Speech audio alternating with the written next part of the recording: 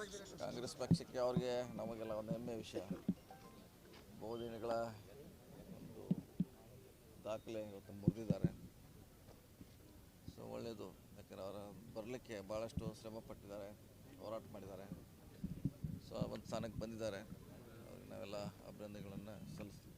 ಸಾಕಷ್ಟು ಜನ ಇನ್ನೂ ಅವರೇ 2 ವರ್ಷ ಮುಂದುವರಿಬೇಕಂತ ತಾವು ಕೂಡ ಮಾತಾಡಿದ್ದೀರಿ ಸರ್. 5 ವರ್ಷ ಅಂತ ನಾವೆಲ್ಲ ಭಾವಿಸಿದ್ವಿ, ಅವ್ರಿಗೆ ಇರೋದು 5 ವರ್ಷ ಅಂತ.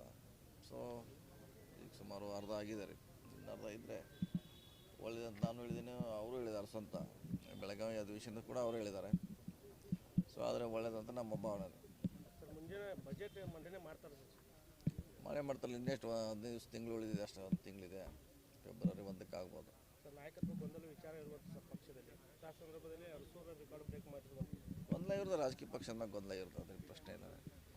ಗೊಂದಲ ಯಾವುದೇ ರಾಜಕೀಯ ಪಕ್ಷದಲ್ಲಿ ಗೊಂದಲ ಇದ್ದೇ ಇರ್ತೈತೆ. ಸರಿ ಮಾಡ್ತಾ ಒಯ್ದೇ ಅಷ್ಟೇ ನಮ್ಮ ಇವರು ಅವ್ರ ಆಪ್ತ ಸಲಹೆಗಾರರಿಂದ ರಾಜನ್ ಅವ್ರು ಮಾತಾಡುವಂಥದ್ದು. ಏನಾದರೂ ಸಿದ್ದರಾಮಯ್ಯನವ್ರನ್ನ ಬದಲಾವಣೆ ಮಾಡಿದರೆ ಕಾಂಗ್ರೆಸ್ ಪಕ್ಷಕ್ಕೆ ಪರಿಣಾಮ ಬೀರುತ್ತೆ ಅನ್ನೋ ಮಾತು. ನೋಡೋಣ, ಅದ್ರ ಬಗ್ಗೆ ಸಮಯ ಬಂದಾಗ ಅದ್ರ ಬಗ್ಗೆ ಚರ್ಚೆ ಮಾಡಿ. ಈಗಂತ ಅಂಥ ಸಂದರ್ಭ ಬಂದಿಲ್ಲ ಇನ್ನೂ. ಈಗ ಅವರೇ ಇರ್ತಾರೆ, ನೋಡೋಣ. ಸರ್ ಬಳ್ಳಾರಿ ಗಲಾಟೆ ಬಗ್ಗೆ ಸರ್ ಈಗಲ್ಲಿ ತನಿಖೆ ನಡೆದಿದೆ. ಎಲ್ಲ 2 ತಂಡದವ್ರನ್ನ ಅರೆಸ್ಟ್ ಮಾಡಿದ್ದಾರೆ, ಕೇಸ್ ದಾಖಲಾಗಿದೆ. ಸೊ ಸರಿಯಾಗಿ ತನಿಖೆ ನಡೀತಾ ಇದ್ದಾರೆ.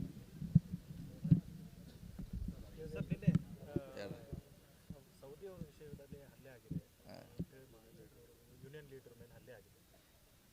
ನೋಡ್ಬೇಕಲ್ಲ, ಪೊಲೀಸ್ ತನಿಖೆ ಆದಾಗ ಗೊತ್ತಾಗೋದಿಲ್ಲ ಯಾರ್ದು ಏನಂತ.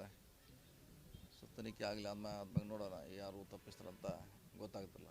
ಸರ್ ಈಗ ಪ್ರಮುಖವಾಗಿ ಮೊದಲನೇ ಮಹಾಯುದ್ಧ ಆಗಿದೆ, ಅದರಲ್ಲಿ KB ಗೆದ್ದಿದ್ದೀವಿ